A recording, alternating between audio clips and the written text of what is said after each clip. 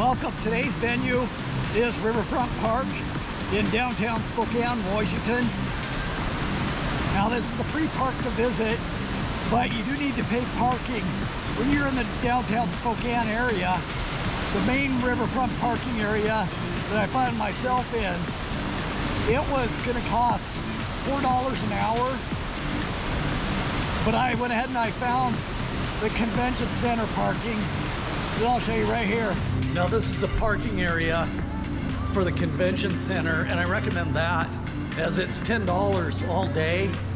The other parking that I saw, it ran about $4 an hour. So I think this is probably your best deal. Go to the convention center and park in here. It's nice, safe, and secure. To get here, you just follow the directions to the DoubleTree by Hilton, and you'll come right in. In fact, if you're staying at the DoubleTree Hilton, you get to park here for free. So, Centennial Trail is just right outside the parking lot here. Let's get you up.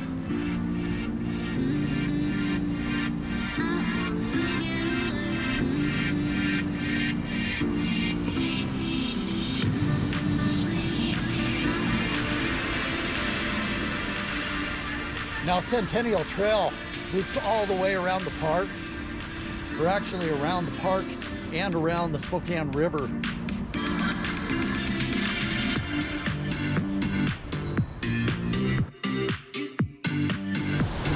Welcome to Spokane, Washington.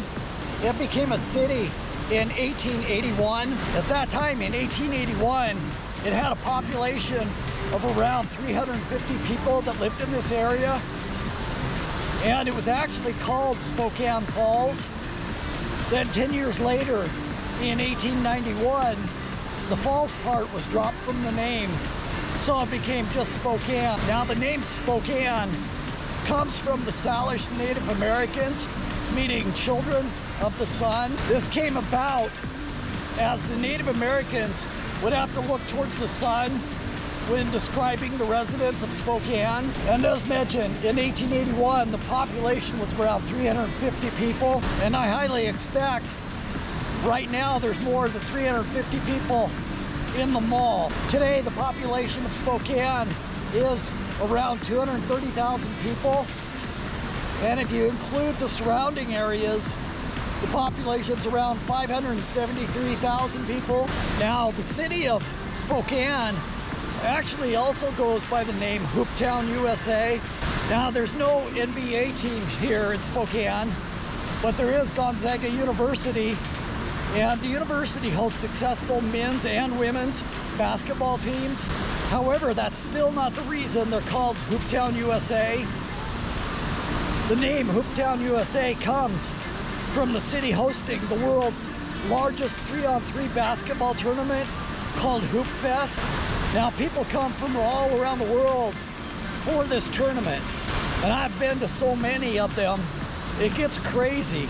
They shut down multiple streets downtown. In fact, it's 45 blocks that are shut down, and they set up freestanding hoops in the street. If you're interested, it takes place the end of June, and last year it had over 6,000 teams with 16,000 players. Now, Spokane Falls is 500 feet wide and at a height of over 100 feet high.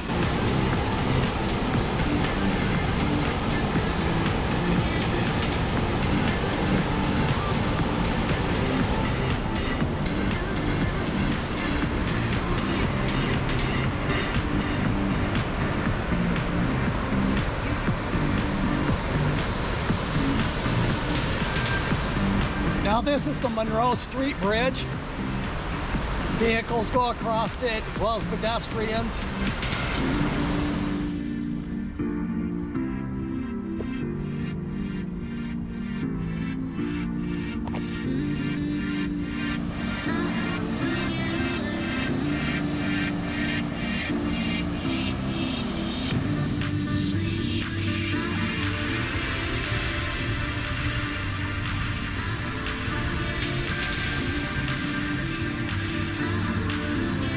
This right here is the Great Northern Clock Tower. The clock tower is the only remnant still remaining before the park was established. So long ago, this area was owned by the Great Northern Rail System until they donated it to the city for a park. Now, if you watched my Allure of Train Travel vlog, I mentioned the Empire Builder rail system. It separates in Spokane, with one going to Seattle, the other one going to Portland. But in 1881, right here is as far west as they would go.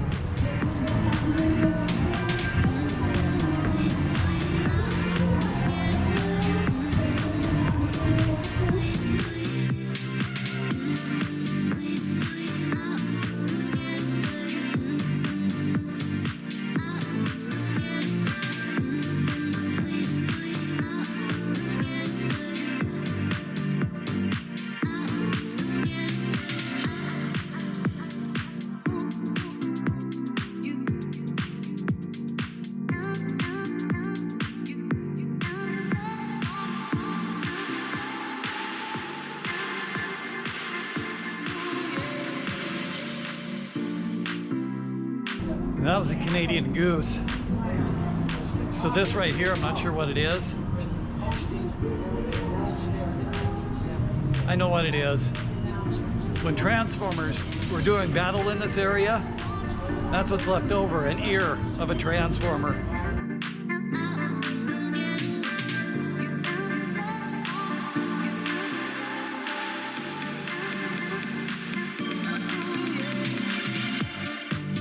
So it looks like some type of event's going on.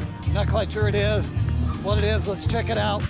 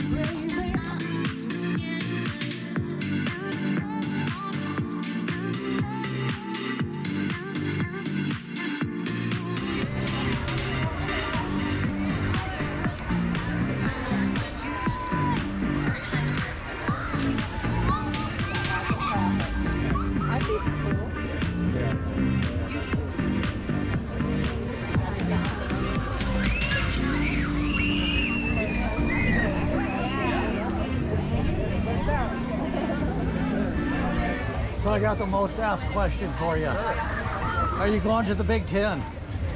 Well, I'm an alum from the Big Ten.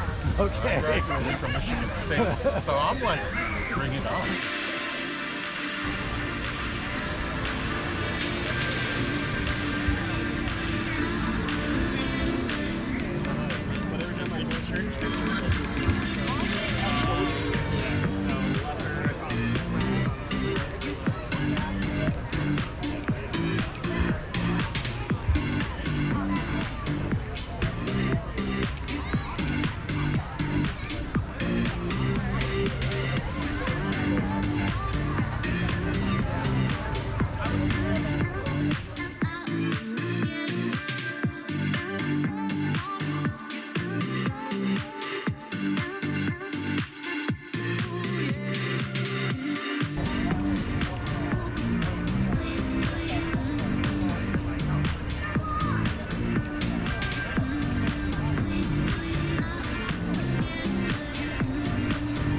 Now, Riverfront Park happens to be the largest state park in the state of Washington.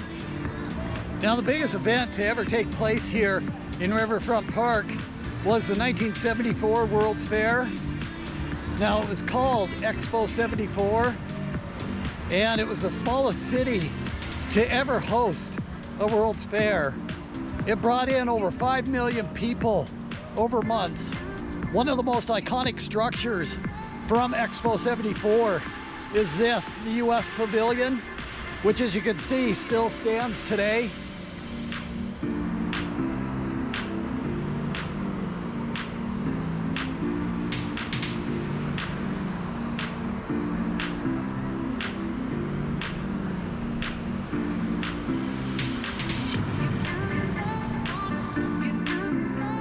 So here at the pavilion, they'll hold some concerts, but every Friday, Saturday, and Sunday night, they have light shows that go on here.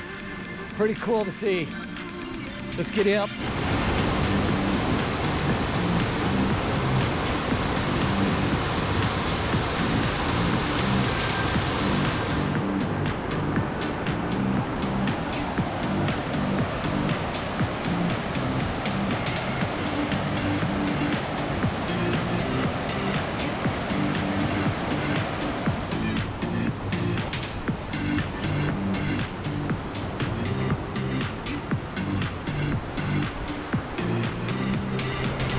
Now this is what we were just on right here, is Canadian Island, and it's named that way, Canadian Island, because that's where the pavilion was during the Expo 74 for Canada, and most of it was closed off, so we couldn't see much of it other than walking across the bridge.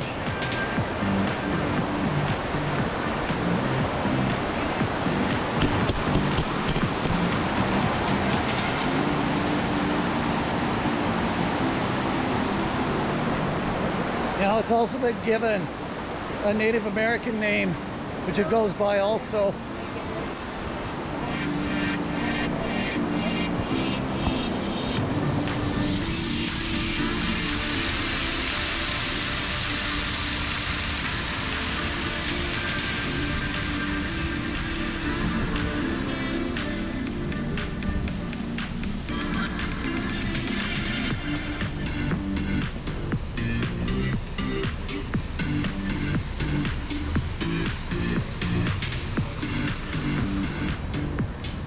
For your entertainment, River Park also has gondola rides.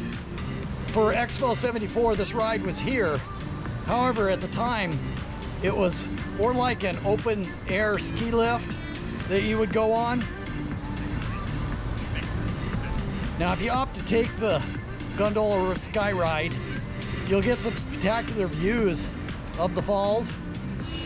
But as you know, me, I like to keep my feet on the ground, so I'm not gonna go on it. Let's get you up.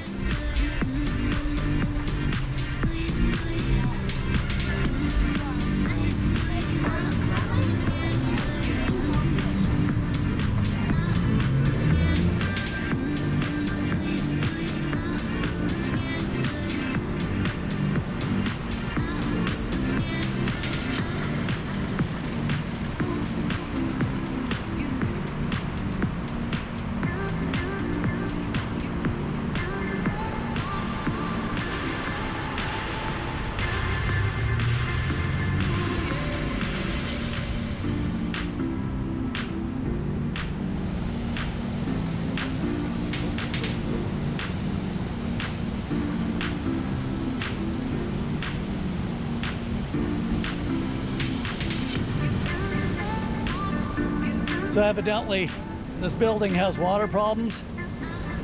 Not really. This is the Washington Water Power Station.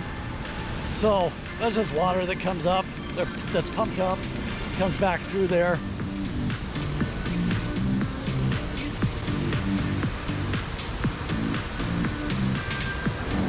So the gondolas will stop right here, allowing you to take in beautiful views of the lower falls.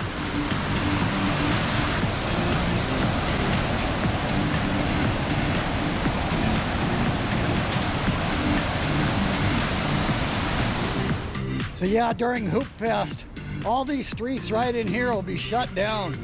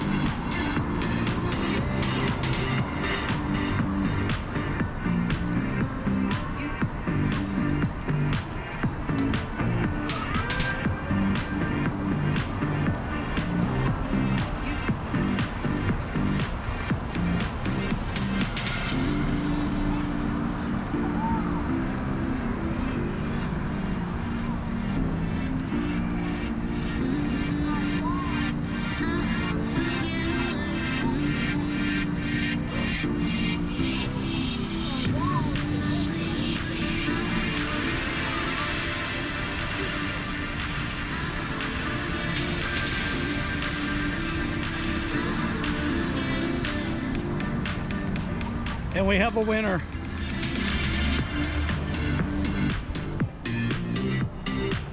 Now this right here is skate ribbon. In the winter they have ice skating around in this course. And of course in summer they have the rollerblades out.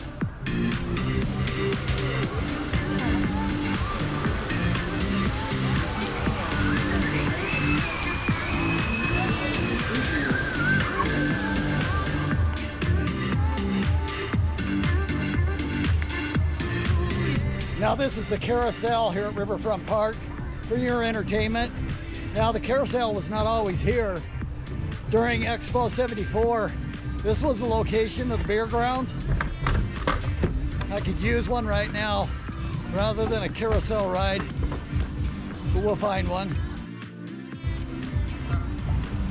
Now this is the world's largest radio flyer in the world here at Riverfront Park. It's a wagon, and then it leads to a slide coming down. What the heck? Let's be a kid again.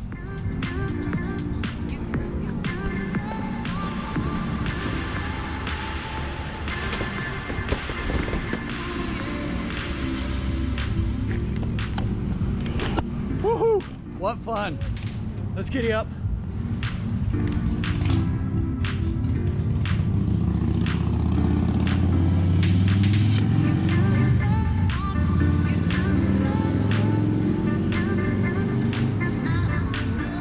Now this is the Riverfront Park garbage eating goat.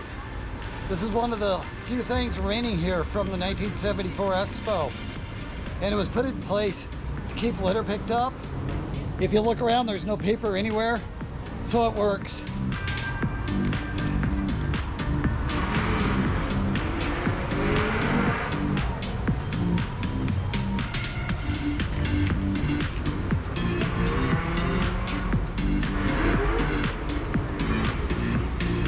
What it does, it's like a vacuum, sucks the paper in